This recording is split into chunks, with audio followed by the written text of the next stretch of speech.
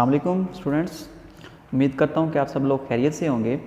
आज जो टॉपिक हम डिस्कस कर रहे हैं वो है जी सिंपल हार्मोनिक मोशन और uniform circular motion. Simple harmonic motion और यूनिफॉर्म सर्कुलर मोशन, इसको हमने कंपेयर भी करना है और उनको डिस्कस भी करना है। तो उससे पहले जो शॉर्ट डेफिनेशंस हैं, ये जो कि लास्ट लेक्चर में इसको हम डिस्कस नहीं कर पाए थे, अब ज़रा उसको देख लेते हैं। वाइब्रेशन को किस तरह डिफाइन करते हैं कि one complete round trip of an object, किसी भी ऑब्जेक्ट का वन कंप्लीट राउंड हो जाए तो हम कहते हैं जी उसने एक वाइब्रेशन कंप्लीट कर ली है। किस तरह? फ़र्ज़ करें कि हमारे पास ये एक स्प्रिंग है, स्प्रिंग के साथ एक मैस को अटैच किया गया है। जब ये जो मैस है इस वक्त अपनी मीन पोजीशन यानी कि फिक्स पोजीशन पर है, रेस्ट की हालत में है। जैसे इस पर फोर्स लगाई जाती है तो ये सीधा अपनी मीन पोजीशन यानी कि ओ से सीधा मूव करता है ए की तरफ, ये ए पोजीशन की तरफ मूव करता है जब इस पर हम फोर्स अप्लाई करते हैं, यानी कि ये ओ से ए की तरफ चला गया और रीस्टोरिंग फोर्स की वजह से ये दोबारा ए से ओ की तरफ मूव करता है। पहले ओ से ए की तरफ गया, फिर ए से ओ की तरफ, और अनर्शिया की वजह से ये ओ से सीधा बी की तरफ जाता है और बी से दोबारा ओ की तरफ आता है। तो इसने अपनी एक मुकम्मल वाइब्रेशन कंप्लीट कर ली, यानी कि इसका एक मुकम्मल राउंड ट्रिप हो गया है।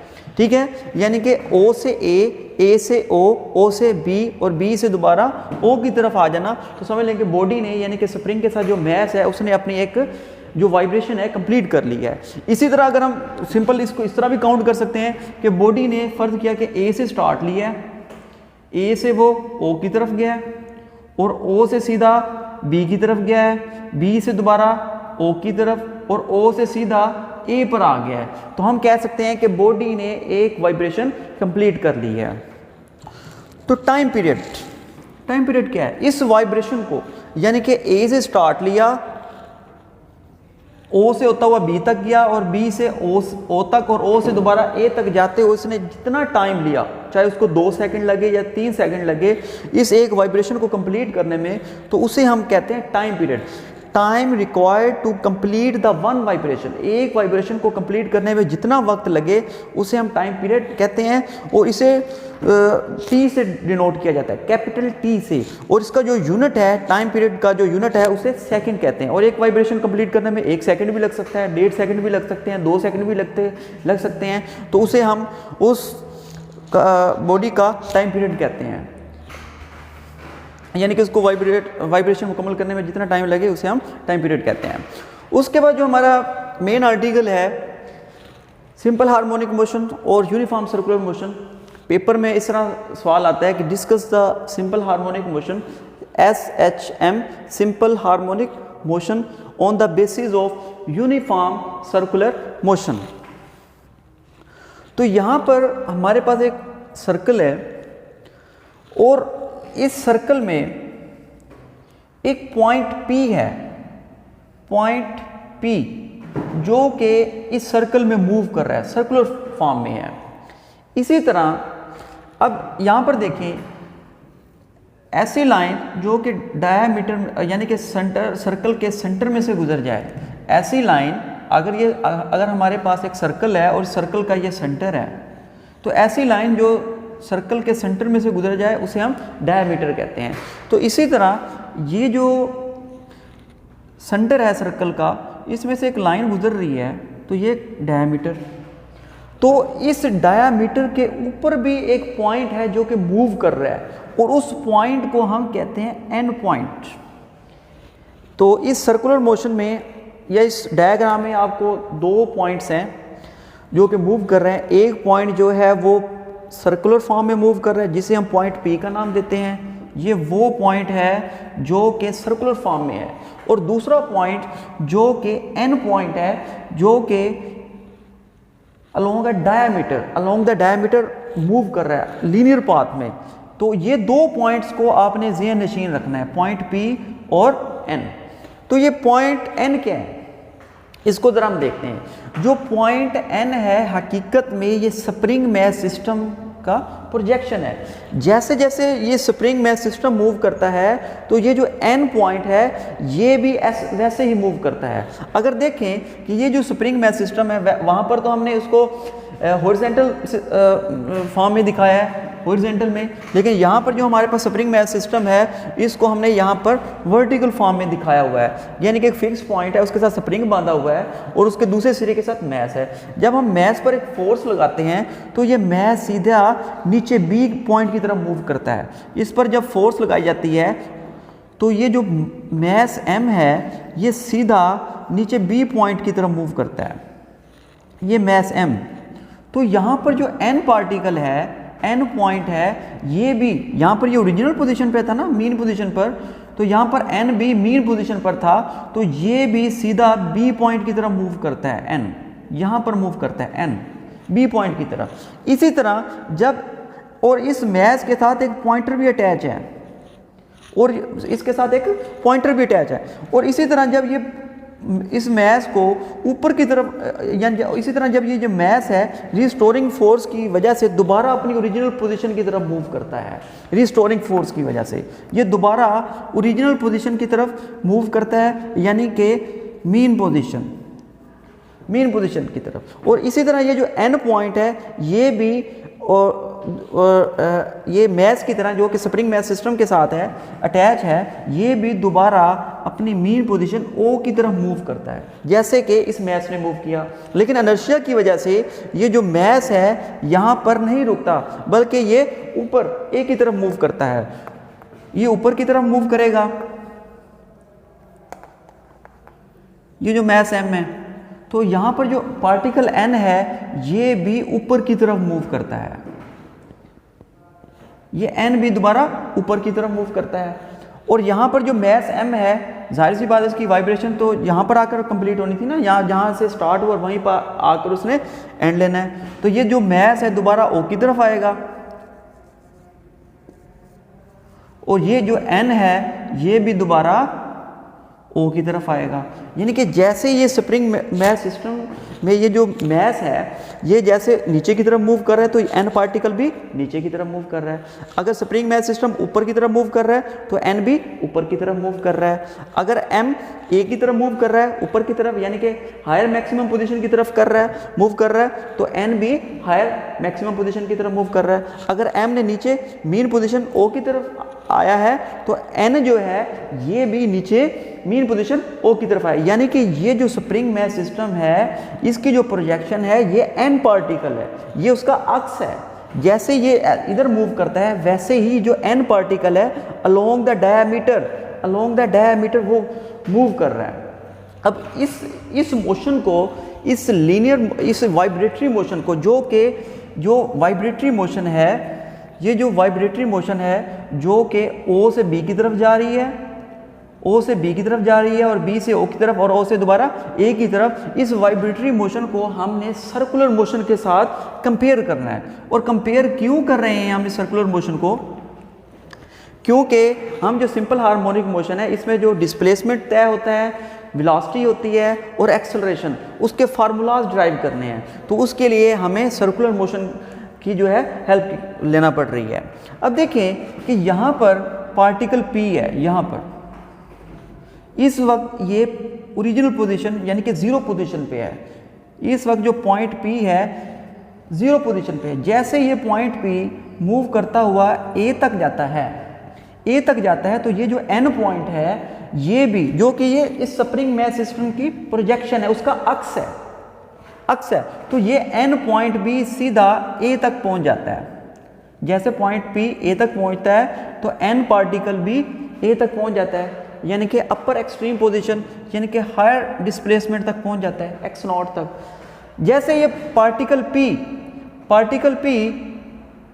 P अपने इस ओरिजिनल पोजीशन यानी कि मीन पोजीशन की तरफ आता है, O की तरफ, तो वैसे ही जो N पॉइंट है ये भी दोबारा अपनी मीन पोजीशन O की तरफ आ जाता है, ठीक है। और उसके बाद जैसे ये पॉइंट पार्टिकल P ये सर्कुलर फॉर्म में है, ये B पोजीशन की तरफ आता है, तो वैसे ही जो N पार्टिकल है जो कि अलोंग डायमीटर मूव कर रहा है वो भी B पॉइंट की तरफ आ जाता है। इसकी तरफ आता है, बी की तरफ। और जैसे ये जो पॉइंट पी है ये दोबारा अपनी ओरिजिनल पोजीशन ओ की तरफ आ रहा है जहाँ से उसने स्टार्ट लिया था, तो ये जो एन पॉइंट है ये भी दोबारा ओरिजिनल पोजीशन यानी कि मीन पोजीशन ओ पर आ जाता है। यानी कि देखें कि जैसे ही वो पॉइंट पी ने, जैसे ही पॉइंट पी ने अपना एक साइकिल कंप्लीट किया,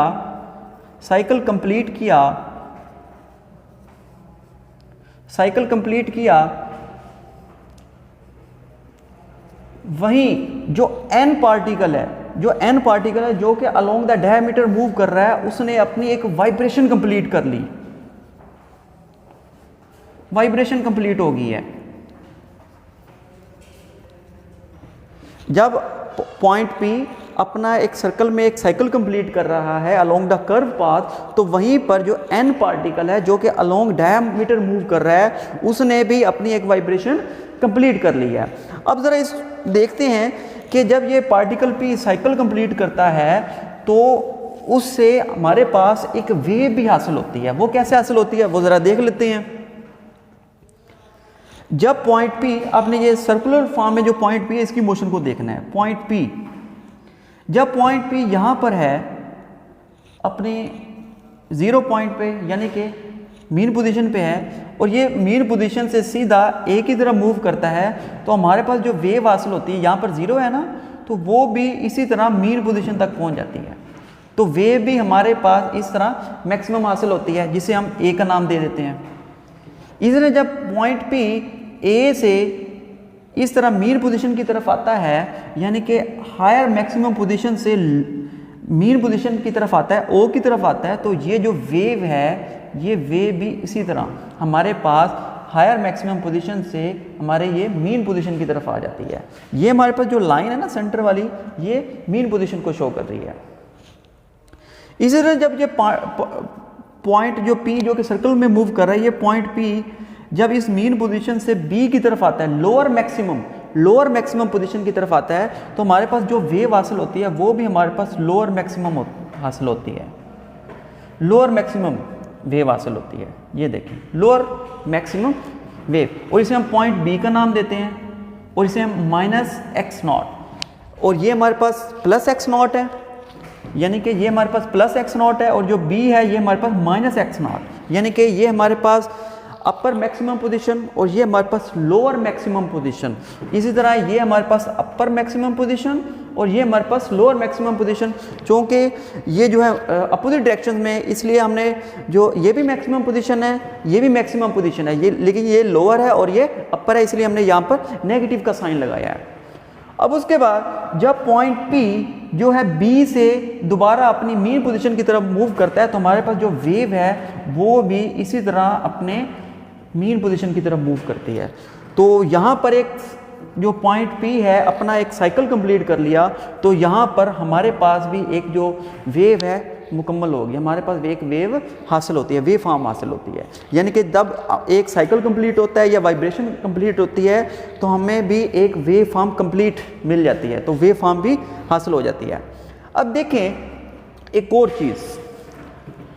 और चीज़ देखें कि हमने यहाँ पर देखा टाइम पीरियड। एक वाइब्रेशन को कंप्लीट करने में जो वक्त लगता है उसे हम टाइम पीरियड कहते हैं। इसी तरह ये एक वाइब्रेशन का की वेव फॉर्म है या साइकिल की फॉर्म है। एक साइकिल को कंप्लीट करने में या एक वाइब्रेशन को कंप्लीट करने में जो टाइम लगा उसे हम टाइम पीरियड टी कहते हैं। यानी कि ओ से लेकर यहाँ तक ओ ए, इसको हम सी कह देते हैं, इसको हम पॉइंट डी कह देते हैं, इसको ओ, इसको ए, इसको सी, इसको बी और इसको डी। ओ से लेकर डी तक पहुंचते हुए जितना टाइम लगा उसको हम टाइम पीरियड टी कह देते हैं। ठीक है, अब देख लें कि अगर यहाँ से लेकर सी तक, ओ से लेकर सी तक, सी पॉइंट तक पहुंचते हुए इस वेव को कितना टाइम लगा, वाइब्रेशन कितना टाइम लगा, तो उसको हम नाम देंगे जनाब T/4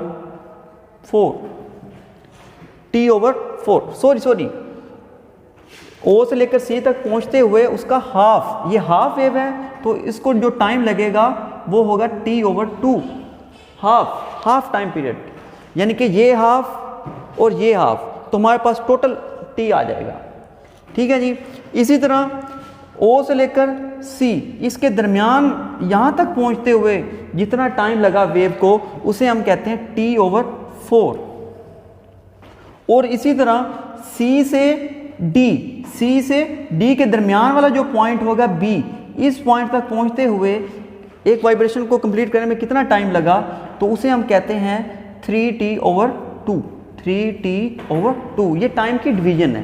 तो टोटल जो टाइम होता है उसे हम T कह देते हैं। इसी तरह हाफ वाइब्रेशन का जो टाइम होता है उसे हम T/2 कह देते हैं। मुकम्मल वाइब्रेशन का टाइम T और हाफ वाइब्रेशन का जो टाइम होता है उसे हम T/2 कह देते हैं। इसी तरह जो A पॉइंट तक वाइब्रेट करने में कितना टाइम लगा उसे हम T/4 कह देते हैं।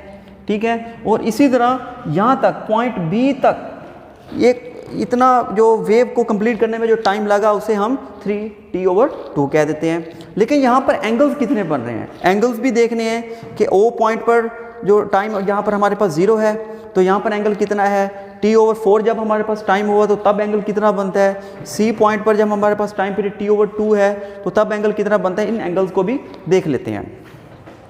अब ज़रा देखिए जी कि फ़र्ज़ करें कि हमारे पास ये सर्कल है, कोई भी सर्कल हो, उसका जो टोटल एंगल होता है वो 360 होता है। अब देख लें ये 360, अगर मैंने हाफ सर्कल ले लिया तो ये मेरे पास ऊपर वाला 180 है और नीचे वाला भी 180 है। ठीक है जी।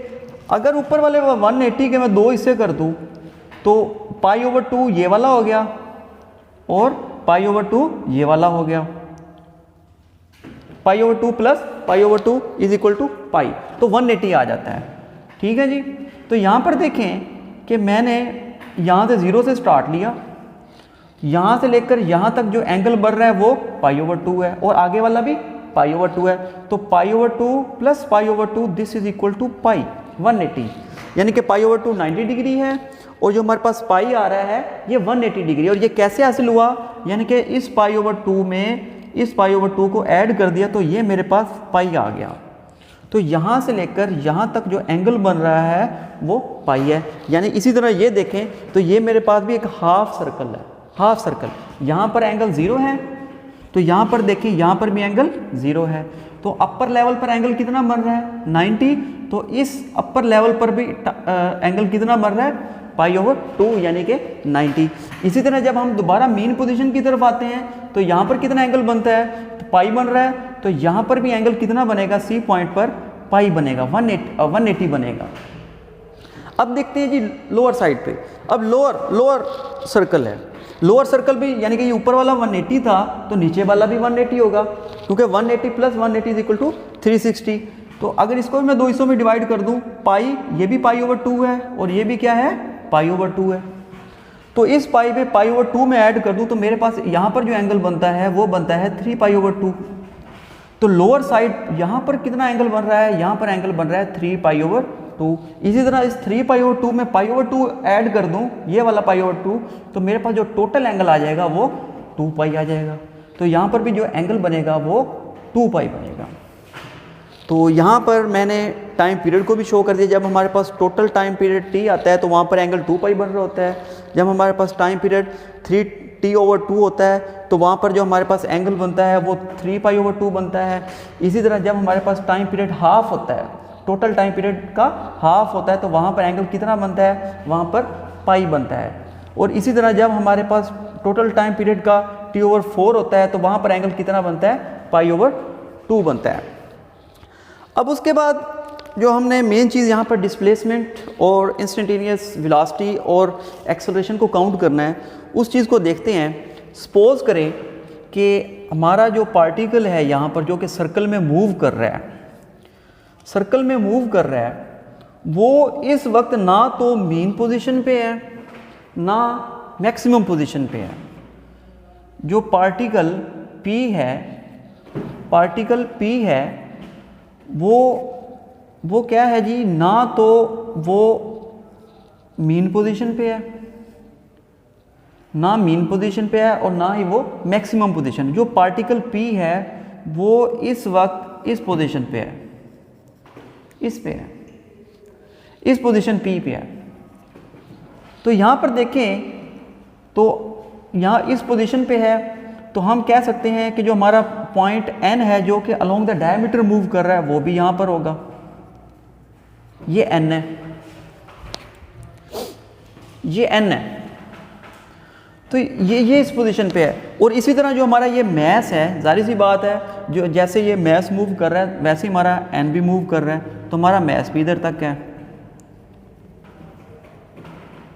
ठीक है जी।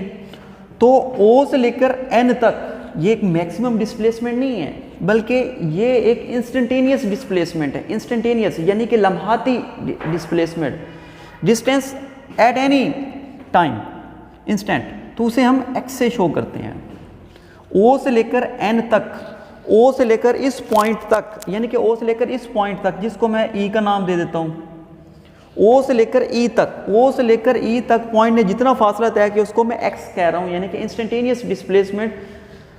और इसी तरह जो ओरिजिन से सर्कल तक जो फासला होता है उसे हम कहते हैं रेडियस। और यहाँ पर चूँकि ये मैक्सिमम डिस्प्लेसमेंट है, उस रेडियस को अब मैं नाम दे रहा हूँ x0 का। तो ये मेरे पास अब जो रेडियस है जो कि ओरिजिन से सर्कल के पॉइंट तक का जो फासला होता है उसे हम रेडियस कहते हैं, लेकिन यहाँ पर मैं इसको डिस्प्लेसमेंट से शो कर रहा हूँ। और यहाँ पर जो एंगल बनेगा उसको मैं थीटा का नाम देता हूँ। और मैथमेटिक्स में जो है अल्टरनेट एंगल्स को अगर हम देखें कि यहाँ पर अगर एंगल थीटा बन रहा है तो यहाँ पर भी जो एंगल बनेगा वो थीटा ही बनेगा। ये अल्टरनेट मेथड है कि अगर हमारे पास दो पैरेलल लाइंस हों और एक लाइन उसको अगर उसको काटे तो यहाँ पर जो एंगल बनता है थीटा है, उसके जो क्रॉस होगा वहाँ पर भी एंगल क्या बनेगा, थीटा ही बनता है। ठीक है जी। तो यही वाली सिचुएशन यहाँ पर बनी है। तो यहाँ पर हम देखते हैं जी इंस्टेंटेनियस डिस्प्लेसमेंट। और यहाँ पर अगर हम कर्व फॉर्म में देखें तो अगर यहाँ पर हम कर्व फॉर्म में देखें तो यहाँ पर भी हमारे पास जो ये वाला डिस्प्लेसमेंट आ रहा है वो x है। जिस तरह ये O से लेकर E तक x डिस्प्लेसमेंट है, तो कर्व फॉर्म में भी यहाँ से लेकर यहाँ तक तो हमारे पास जो डिस्प्लेसमेंट है वो x ही है, इंस्टेंटेनियस डिस्प्लेसमेंट है। अब यहाँ पर हमारे पास एक मुसलस बन रही है ONP। यहाँ हमारे पास एक जो है वो ट्राइंगल बन रही है फ्रॉम ट्राइंगल ONP। सॉरी इसको हम OEP कह देते हैं, OEP, क्योंकि N तो हमारे पास पार्टिकल है ना, या फिर N का नाम ही दे दें, ONP। ये O, ये N और ये P, ये हमारे पास एक ट्राइंगल बन रही है। और थीटा के सामने हमेशा परपेंडिकुलर होता है ये वाला, और यानी कि जिसे हम N का नाम दे रहे हैं, और परपेंडिकुलर के सामने हमेशा हाइपोटेनियस होता है, यानी कि ये x0, ये परपेंडिकुलर है और ये हमारे पास हाइपोटेनियस है। थीटा के सामने हमेशा परपेंडिकुलर होता है और परपेंडिकुलर के सामने हमेशा हाइपोटेनियस, जिसे वितर हम कहते हैं, और परपेंडिकुलर को अमूद कहते हैं। जो लाइन हमारे पास बाकी बच जाती है उसको हम बेस का नाम देते हैं। तो फ्रॉम द ट्राइंगल ONP, तो यहाँ से अगर हम देखें कि साइन थीटा किसके बराबर है, ये एक ट्रिग्नोमेट्रिक फंक्शन है कि साइन थीटा हमेशा बराबर होता है परपेंडिकुलर ओवर हाइपोटेनियस। परपेंडिकुलर हमारे पास क्या है ON, और हाइपोटेनियस हमारे पास क्या है OP। तो ON से क्या मुराद है, ON से मुराद है x इंस्टेंटेनियस डिस्प्लेसमेंट, यानी कि O से लेकर N तक बॉडी ने जितना फासला तय किया उसे हम x का नाम दे रहे हैं। इसी तरह O से P तक जो हमारे पास डिस्प्लेसमेंट है वो हमारे पास मैक्सिमम डिस्प्लेसमेंट, जिसे हम x0 का नाम दे रहे हैं। और ये किसके बराबर है, साइन थीटा के बराबर है। तो यहाँ से देख लें कि इंस्टेंटेनियस डिस्प्लेसमेंट किसके बराबर आ रहा है, वो बराबर आ रहा है जी x0 साइन थीटा। तो ये वाला जो आज हमने डेरिवेशन की है जी, ये इंस्टेंटेनियस डिस्प्लेसमेंट की है। तो इंशाल्लाह जो हमारा नेक्स्ट लेक्चर होगा उसमें हम जो है वो इंस्टेंटेनियस वेलोसिटी और जो इंस्टेंटेनियस एक्सेलरेशन है इंशाल्लाह उसको डिस्कस करेंगे।